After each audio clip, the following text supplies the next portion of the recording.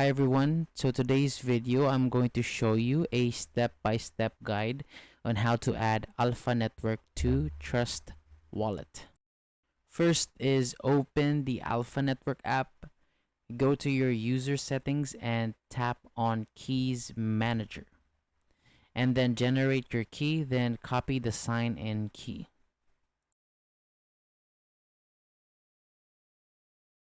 Second is visit the Alpha Network website. Open Chrome and search for Alpha Network and then click the first link that appears. Next is go to the Exchange page. Scroll down the home page until you see Go to Exchange, then tap it.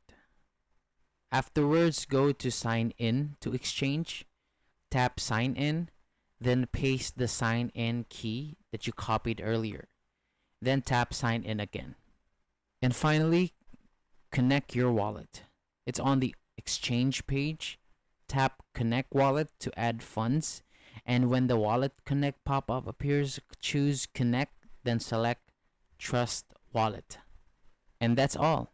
Trust Wallet will now be connected to the Alpha Network.